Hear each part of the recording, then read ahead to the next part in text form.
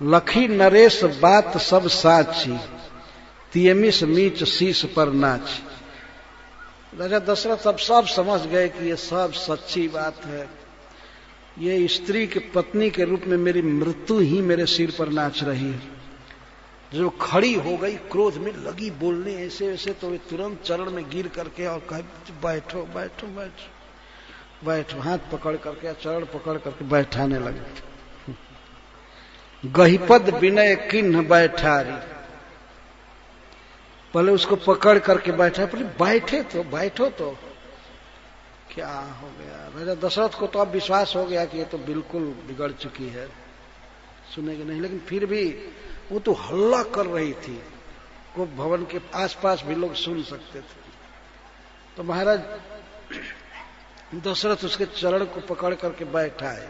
गहिपद विनय किन बैठा है, चरण पकड़ करके विनय किए, तो बैठो तो बैठो, शांति से बात करो।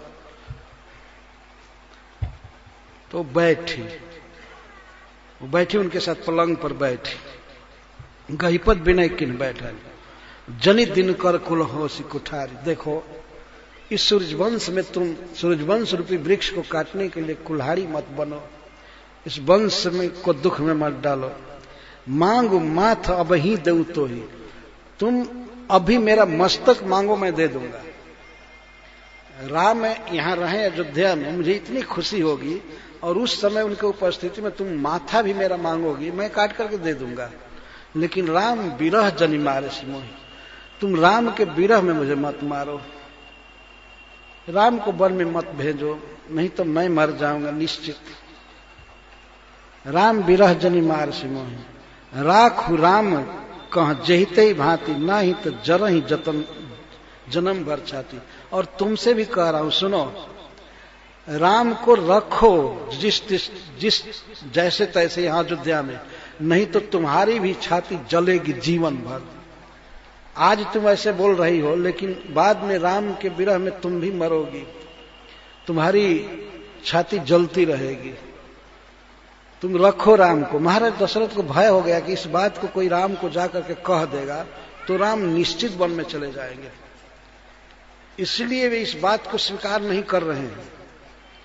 तो कैकेयी से स्वयं करें कि राखु राम कह जहिते ही भांति, ना ही तो जरी जन्म भर छाती। किसी भी तरह से राम को रोको रोको, नहीं तो जन्म भर छाती जलेगी।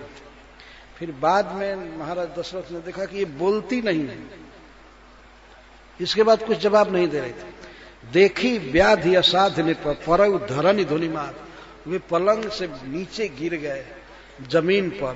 कहत परम आरत वचन राम राम रघुनाथ, बहुत दुखी वचन से कह रहे थे राम राम रघुनाथ, कहकर नीचे गिर गए। व्याकुल राव शिथिल सब गाता, करिनी कलप तरु मन हो निपाता। ऐसे व्याकुल हो गए महाराज दशरथ, गिर गए, जैसे लगता था कि कोई हथनी कल्प वृक्ष को गिरा दी है। कंठ सुख मुख आवन बानी, जिमी पाठीन दीन बिनु पानी। कंठ सूख गया महाराज दशरथ का, कोई वाणी नहीं निकल रही थी। ऐसा लगता था कि पाठीन नामक मछली को पानी से निकाल दिया गया। पानी से बाहर होने के बाद कुछ देर मछली छटपटाती है, लेकिन मरते समय फिर छटपटाती नहीं है, केवल सांस भर चलता है, ऐसे मर जाती है।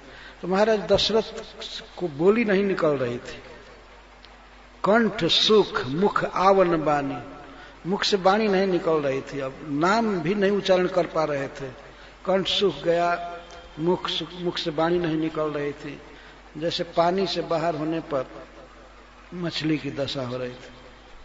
पुनिकह कटु कठोर कैकेयी, मनहु घाय महु माहुर दे। और कैकेयी फिर कठोर बोलती है। जो राजा दशरथ इस तरह से छटपटा रहे थे नीचे गिर करके, तो वो बोलती है, जौ अंतहु अस कर्तव्य रहे, मांग मांग तुम केवल कहे। जब अंत में तुम्हारी यही करतूत है, ये दशा है, तो मांगना मांगो मांगो इस किस बल से कहे थे? क्यों मांगने को कहे थे? किस बल से, क्या सोच करके मांगने को कहे? जब अंत में यही तुम्हारी दशा होनी थी तो क्यों मांगने को कहे? दुई की हो ही एक समय भुआलू, हंसब ठठाई फुला उगाल। कभी एक साथ दो राजा हुआ है सार्वभौम सत्ता वाला, और हंसना और गाल फुलाना दोनों एक साथ नहीं हो सकता है। ठठा करके हंसने पर हवा निकल जाती है, गाल पिचक जाता है। हंसब ठठाई फुला गाल, दोनों एक साथ नहीं हो सकता। दोनों एक साथ मतलब तुम्हारा राम से प्रेम रहे, राम यहीं रहे, और फिर तुम दानी कहलाओ कि इसने अपने पत्नी की इच्छा पूरा किया। दोनों में एक होगा। राम से प्रेम करना है करो, मैं कल आत्महत्या करूंगी, एक होने, एक ही होगा। या तो राम वन में जाएंगे या मेरा मरण होगा, दो में से एक। ये दोनों एक साथ नहीं हो सकता है कि मतलब दानी कहाओ, इधर ये कहो कि स्त्री को वर दिए थे, वचन दिए थे तो पूरा कर दिए, और उधर राम को भी सामने रखो। ये दोनों नहीं हो सकता। दानी कहाओ वो अरु कृपनाई, चलई खेम कुशल रौताई। दानी भी कहलाने की इच्छा किसी को हो और कंजूसी भी करे, दोनों एक साथ नहीं चलेगा। दानी कहाऊ और कृपनाई, दुनिया में ना हो कि बहुत बड़ा दानी है और इधर एक नंबर का कृपण है, बल्कि मक्खी चूस है। ये दोनों नहीं चल सकता है।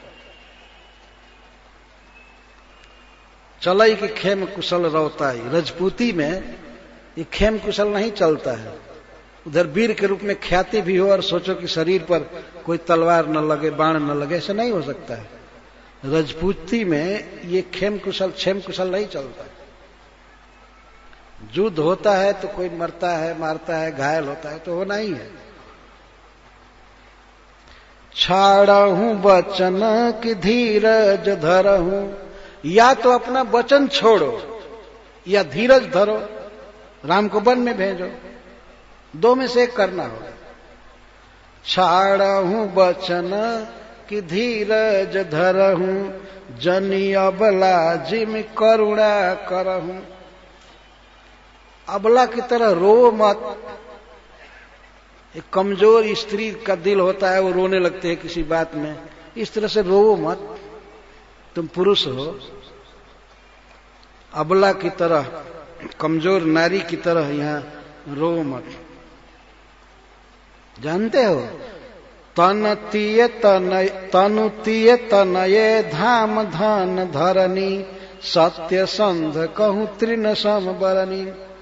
एक सत्य प्रतिज्ञ व्यक्ति के लिए शरीर और तीय स्त्री, शरीर, पत्नी, पुत्र, घर, धन और धन धरणी पृथ्वी, ये तृण के समान होते हैं।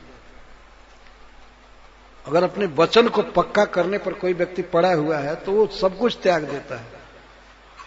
तनतीय तनय धाम धन धरणी, लाइफ, वाइफ, सन्स सब त्याग देगा। वो शरीर नहीं देखेगा, शरीर, पत्नी, पुत्र, घर, धन और खेत आदि धरणी। सत्य संध कहूं तृण सम बरनी, सत्य प्रतिज्ञ व्यक्ति के लिए ये तृण के समान माने जाते हैं। जैसे रास्ता चलते हुए आदमी तृण को की उपेक्षा कर देता है, तो इस तरह से सत्य संध व्यक्ति इनकी उपेक्षा करता है। तो सत्य संध बनो। पहले ही आपने कहा कि मैं सत्य संध हूं, रघुकुल का हूं, रघुकुल रीति सदा चली आई, प्राण जाय बर वचन न जाय, तो ठीक हो, बनो। इस मर्माहत बात को सुन करके राजा दशरथ कहते हैं, जो कुछ भी बोलो, बोलना हो ठीक है बोलो, निश्चित ही तुम्हारा कोई दोष नहीं है। मेरा काल पिशाच के रूप में बनकर तुम पर लगा हुआ है, लगता है मुझे मरना है निश्चित। ये विधाता का विधान, मतलब राम के विरह में मरना है। ये मैं जानता हूं, भरत कभी भी भूपति तो नहीं चाहेंगे। चहतन भरत भूपति ही भोरे, विधिवश कुमति बसी जिय तोरे। तुम्हारे हृदय में ये कुभावना बसी है, भरत कभी भी राज्य नहीं लेंगे। लेकिन तुम्हारे मन में जो विचार आया ना, सो सब मोर पाप परिणाम भयउ कुठाहर जय विधि बाम। मैंने पूर्व जन्म में बहुत बड़ा पाप किया था कि मुझे तुम्हारी जैसी वाइफ मिली, ये मेरे पाप का फल है। इस तरह से राजा दशरथ बोल रहे, मैं भी बहुत पाप किया था, ये समझ गया, तो उसी पाप का परिणाम हुआ कि तुम्हारे साथ मेरा विवाह हुआ। मैं बहुत बड़ा पापी हूं पूर्व जन्म में, ये सब मेरा अपराध, इसीलिए विधाता ने एकाएक ये सब किया है। और सुनो, सुबह से बसे फिर अवध सुहाई, सब गुण धाम राम प्रभुताई। तुम्हारी उजाड़ी हुई अयोध्या फिर से बसेगी, मैं जानता हूं राम फिर यहाँ के राजा बनेंगे।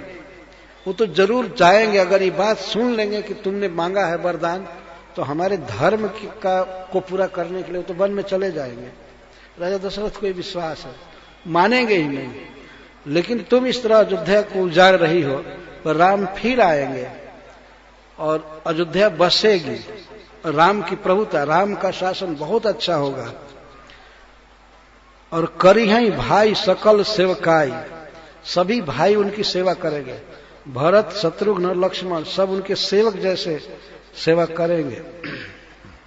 हो यही तिहुपुर राम बड़ाई, तीनों जगत में राम की बड़ाई होगी, क्योंकि राम का ऐसा आचरण है कि सफलता उनका चरण चूमेगी, निश्चित वो सफल होंगे।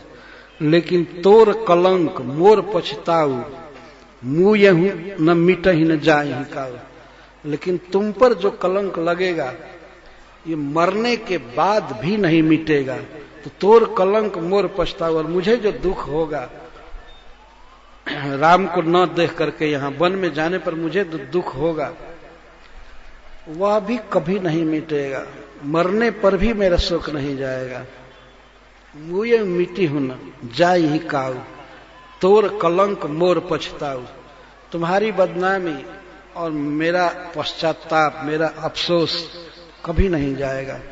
लेकिन सुन, अब तो ही नीक लाग कर जोई, लोचन ओट बैठ मुंह गोई।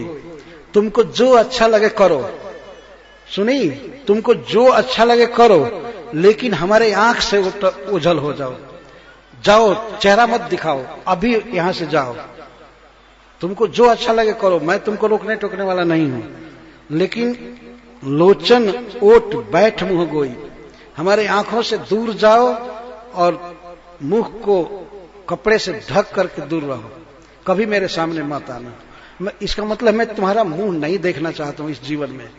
तुम्हारा मुंह देखूंगा, इस दशा में मरूंगा, मेरी दुर्गति होगी। तुम कभी मेरे सामने मत आना। और जब लग जियो कहूं कर जोरी, फिर इसके पहले उन्होंने कहा कि तुम लोचन ओट बैठ मुंह गए, जब लग जियहूं करहूं कर जोरी। मैं तुमसे एक हाथ जोड़ करके कहता, मैं जब तक जीवित रहूंगा तब तक तुम मुझसे बात मत करना, कभी भी कोई बात मत कहना, कोई बात कहने के लिए मेरे सामने मत आना। उसकी आधी चौपाई मुझे नहीं याद आ रही है। जब लग जियऊं कहूं कर जोरी, कह से बहोरी, तब लग जनी कछ कह से बहोरी। फिर हमसे कोई बात मत करना, तुमको मैं देखना नहीं चाहता और तुमसे बात नहीं करना चाहता। देखिए संसार का संबंध, थोड़े में ही स्वार्थ टकरा गया। वही कितना प्रेम करते थे महाराज दशरथ, और आज क्या हो गया। तो पहले तो एक कैकेयी का ही दोष है कि उसने कुसंग किया, मंथरा की बात सुना, और इस तरह उसके हृदय में दुर्भावना भर दी गई। तो इस प्रकार राजा पड़े रहे और फिर भी करोड़ों प्रकार से उपाय कर रहे थे। ये कहने के बाद उन्होंने सोचा कि ये कैकेयी हमसे कुछ कहेगी, नहीं नहीं ऐसा नहीं, ऐसा नहीं, इस आशा से कह रहे थे। लेकिन परे राव कही कोट विधि, काहे करस निदान, कपट सयानी न कहते कछु, जागति मन मसान। कोई व्यक्ति स्मशान में जब किसी मरे हुए आत्मा से सहायता लेना चाहता है, तो मरे हुए व्यक्ति को प्रेत कहते हैं। तो प्रेत से जब कोई काम लेना चाहता है तो वो कुछ जप करता है मंत्र का, रात में श्मशान में, तो कोई भी उसको बुलवावे कुछ भी करो बोलता नहीं है, न बोलने से उसको सिद्धि मिलती है। पता नहीं ये कैसी विद्या है। तो राजा दशरथ कुछ भी कह रहे थे कि पछताओगी, तुम मरोगी, हमारे आंखों के सामने से हट जाओ, ये हो जाओ, लेकिन कुछ नहीं बोली। ऐसा लगता था कि श्मशान में प्रेत मंत्र सिद्ध कर रही है, एकदम चुप। वो कुछ भी बोलते रहे लेकिन वो बोली नहीं। तो राजा दशरथ इस तरह से किए। राम राम रट विकल भुआलु, जनु बिनु पंख विहंग विहंग बेहालू। राम राम रटते रहे, छटपटा रहे थे, लगता था जैसे बिना पंख के कोई पक्षी पृथ्वी पर गिर करके छटपटा रहा है, या पंख काट दिया गया हो और छटपटा रहा। हृदय मनाव भोर जनि होई, हृदय में मना रहे थे भगवान शिव को, भगवान विष्णु को, कि भोर न हो। और भगवान सूर्य से भी राम ही जाय कहे जन को, मना रहे थे कि भोर न हो, कोई राम से जा करके न कह दे। उदय करहु जनि रघुकुल गुरु, अवध बिलोक की सूल हो यही गुरु। हे रघुकुल के श्रेष्ठ गुरु अर्थात इस वंश के प्रवर्तक, हे प्रभु, हे भगवान सूर्य, आप मत उगिए आज के बाद, नहीं तो अपने वंश की और अयोध्या की दशा देख करके आपको बहुत बड़ा दुख होगा। कल न आवे भूप प्रीत कई कई कठिनाई, उभय अवधि विधि रची बनाई। तुलसीदास जी कहते हैं कि राजा की प्रीतिमय स्वभाव, राजा के हृदय में प्रीति, प्रेम, स्नेह कैकेयी के प्रति, और कैकेयी की निष्ठुरता, कठोरता, दोनों की सीमा बनाया ब्रह्मा जी ने। वो हद कठोर है और महाराज दशरथ हद कोमल है, प्रेम कर रहे हैं। तो इस प्रसंग में ये समझना चाहिए, प्रत्येक व्यक्ति अपने परिवार में है, किसी की पत्नी है, बच्चे हैं, सब हैं, कैसे चलाना है परिवार को, इससे बहुत बड़ी शिक्षा मिलती है, बहुत बड़ी शिक्षा मिलती है। खास करके गृहस्थ जीवन में पत्नी के साथ रहना, उसका अनुकूल होना बहुत आवश्यक है, क्योंकि दोनों मिल करके एक इकाई होते हैं। उसको अर्धांगिनी कहते हैं पत्नी को। तो अर्धांगिनी है तो इसका मतलब कि तो पति और आधा ही अंग हुआ ना, दोनों मिलकर पूर्णांग होते हैं। वो अर्धांगिनी और अर्धांग मिलकर पूर्णांग। तो पत्नी का अनुकूल रहना गृहस्थ जीवन में बहुत आवश्यक है, बहुत आवश्यक है। और किस किस स्थिति में कौन कैसे विरुद्ध हो जाता है, यह यहां पर विचार करने योग्य बात है। क्या हुआ, केवल मंथरा की बात को सुना कैकेयी ने, इसी से उसका चित्त फट गया। मंथरा को बदला सरस्वती जी ने, लेकिन कैकेयी को बदला मंथरा ने। और केवल बात कह करके ऐसी झूठ है, ऐसी बातें कपट की थी कि इसके मन में विश्वास धस गया। इसलिए मनुष्य को चाहिए कि वो सावधान रहे, अच्छे लोगों की संगति करे। यहां बहुत बड़ी शिक्षा मिलती है।